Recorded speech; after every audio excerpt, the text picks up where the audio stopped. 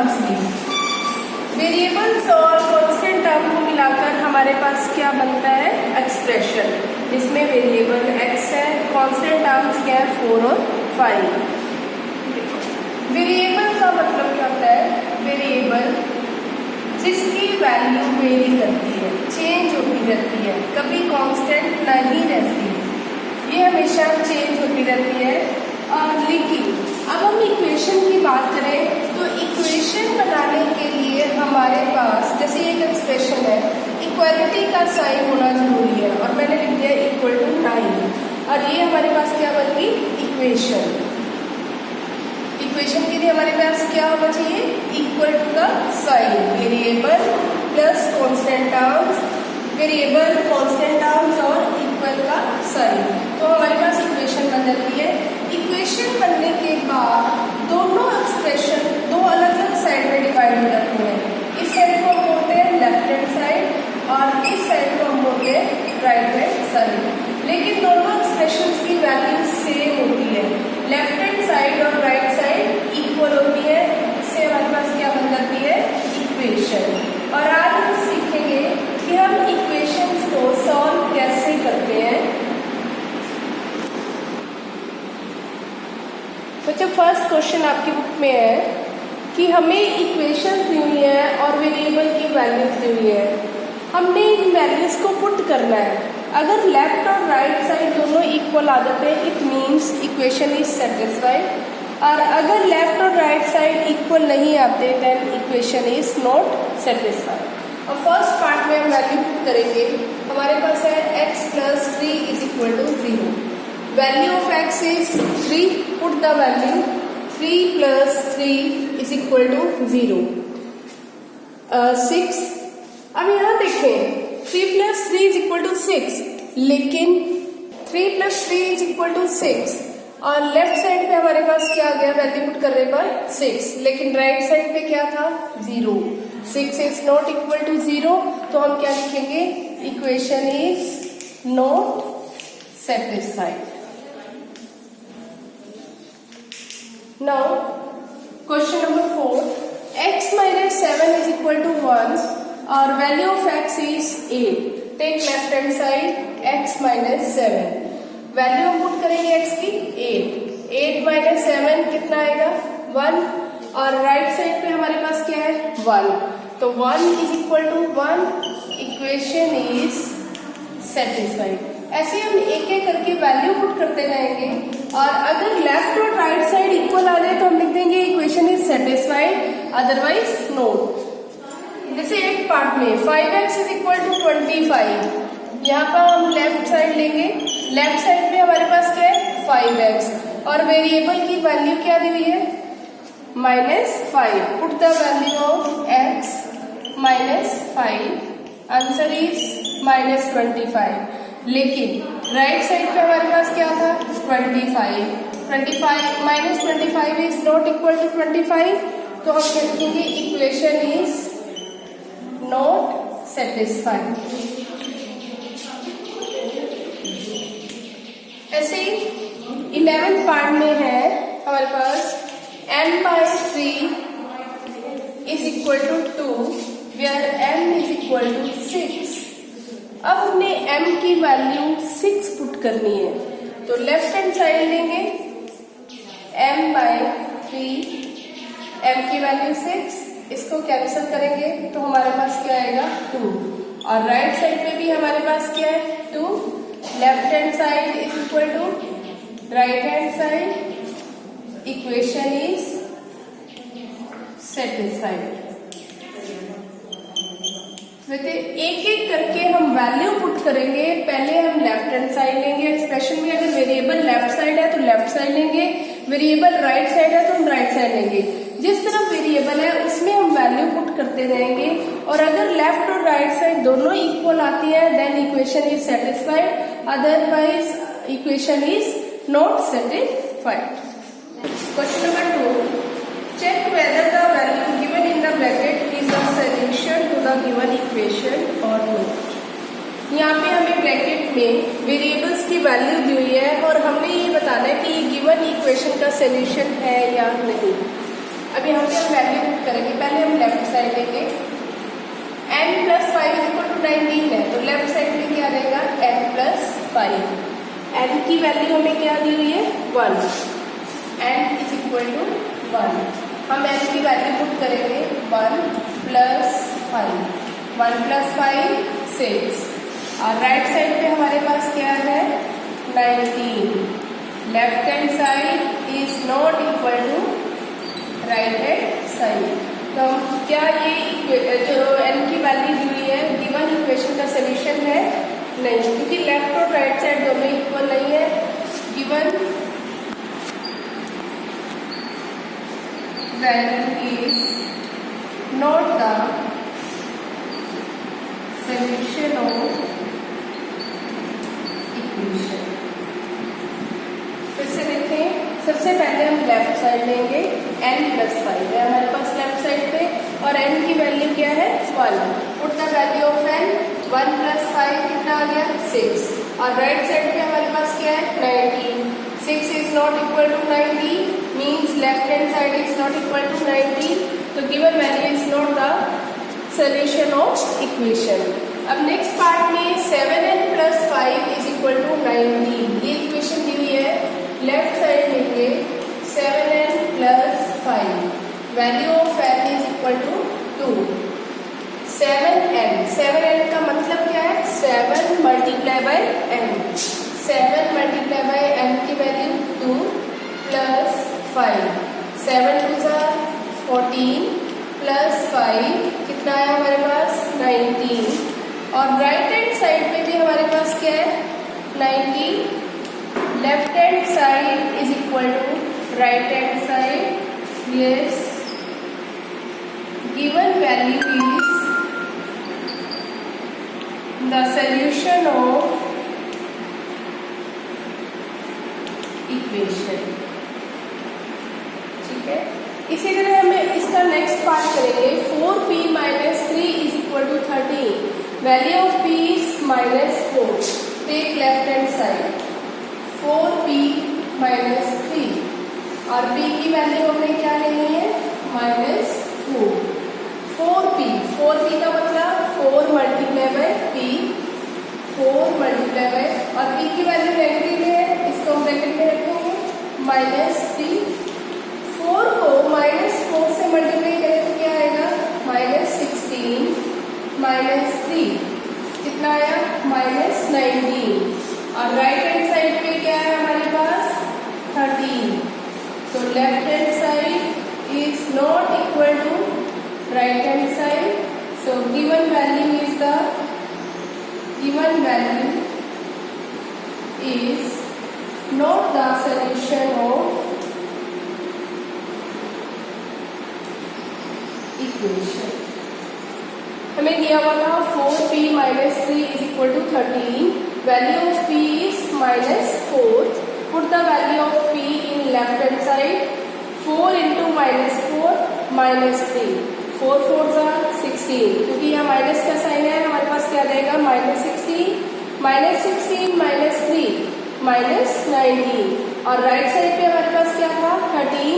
Left और right side दोनों equal नहीं है, तो इसका मतलब ये भी वैल्यू जो है वो गिवन वैल्यू जो है वो इक्वेशन का सोल्यूशन नहीं है। नेक्स्ट है value of p = 0 when 4p - 3 = 13, take left hand side, 4p - 3, और value of p = 0, 4 × 0 -3, 4 0s are 0 -3, 0 - 3 कितना आ गया, -3, और राइट साइड पे हमारे पास क्या है, 13। क्या लेफ्ट हैंड साइड और राइट हैंड साइड इक्वल है, no, left hand side is not equal to right hand side, given value is not the solution of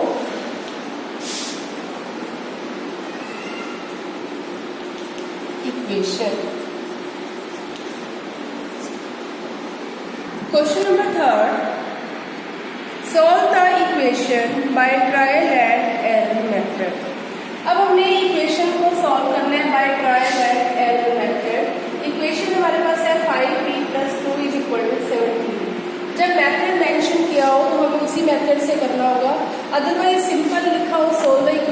first method से भी इसको कर सकते हो। लेकिन ट्रायल एंड एरर इसका मतलब क्या है, हमने वेरिएबल्स की अलग अलग वैल्यू ट्राई करनी है और ये देखना है कि कौन सी वैल्यू पुट करने पर इक्वेशन सेटिस्फाइड होती है, मतलब लेफ्ट साइड और राइट साइड दोनों इक्वल आती है।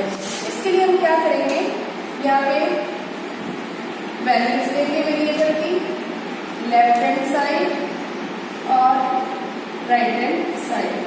लेफ्ट साइड पे हमारे पास क्या है 5p + 2 और राइट साइड पे क्या है 7p। अब हम अलग अलग p की वैल्यू पुट करेंगे।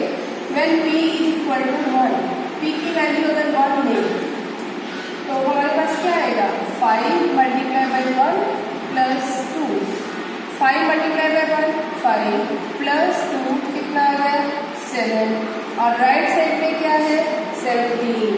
इक्वेशन इज नॉट सेटिस्फाइड, तो यहाँ पे हम लिख देंगे equation is not satisfied. Now next हम वैल्यू ट्राई करेंगे, हम लेंगे p की वैल्यू 2।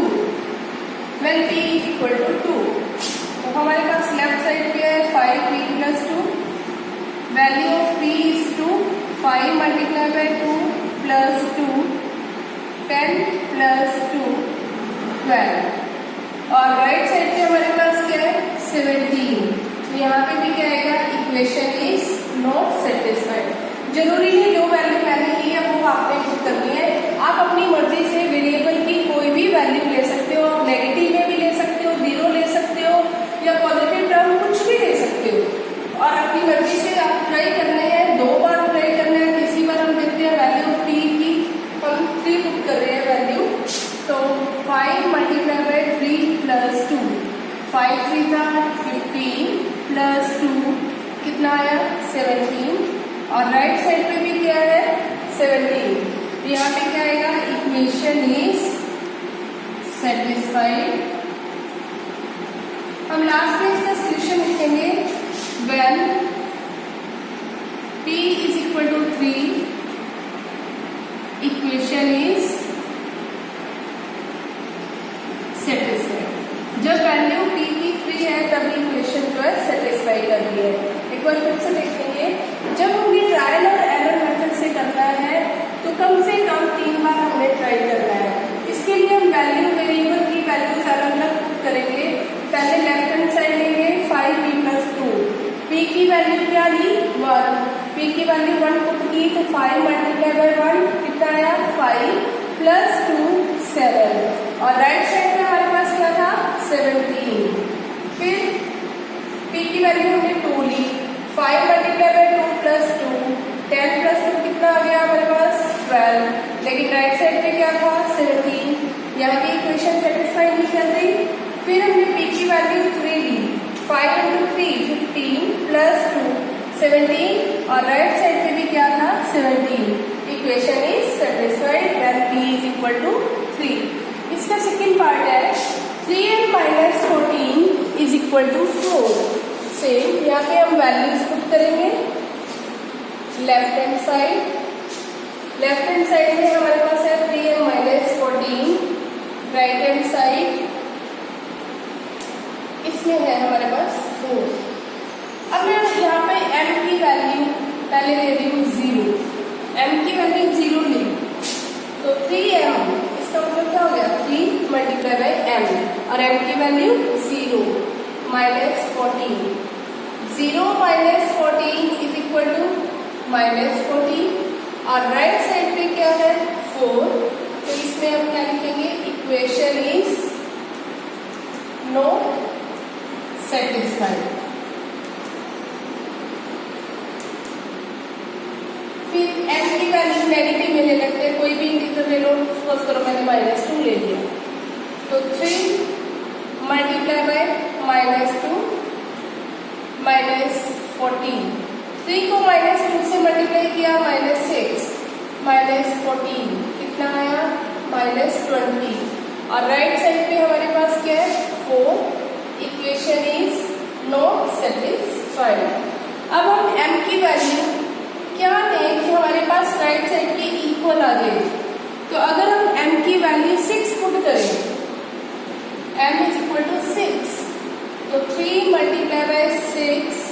माइनस 14, 18 माइनस 14 कितना आया 4, और राइट साइड में भी क्या है हमारे पास 4. Equation is satisfied. हम लिखेंगे therefore when n is equal to 6 equation is satisfied. Okay.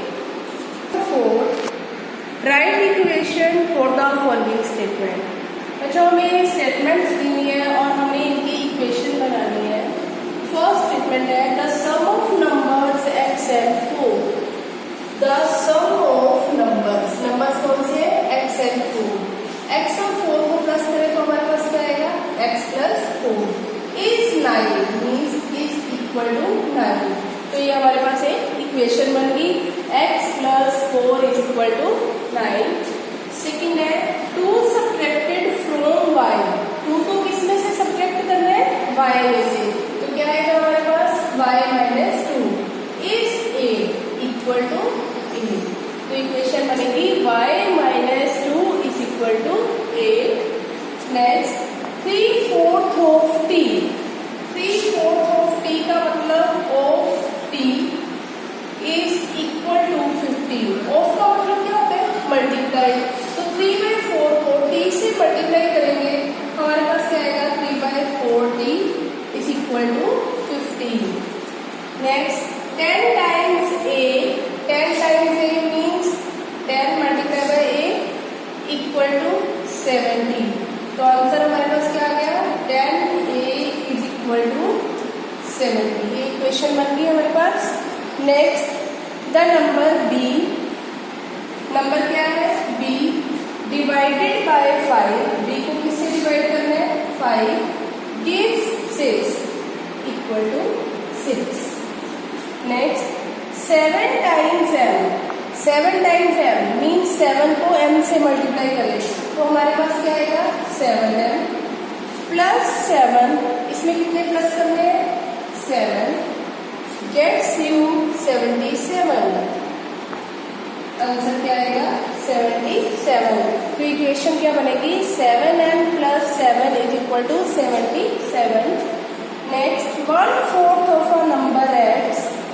1/4 का मतलब 1/4 of x minus 4 gives 4 equal to 4. तो 1/4 ऑफ का मतलब मल्टीप्लाई 1/4 को x से मल्टीप्लाई करेंगे तो क्या आएगा 1/4x minus 4 is equal to 4. Next if you take 6 from 6 times y. from 6 times y. 6 times y का मतलब 6y. इसमें से अगर आप 6 लेते हो मीन्स क्या करेंगे minus 6y minus 6 you get 60. आपके पास आंसर क्या आएगा 60.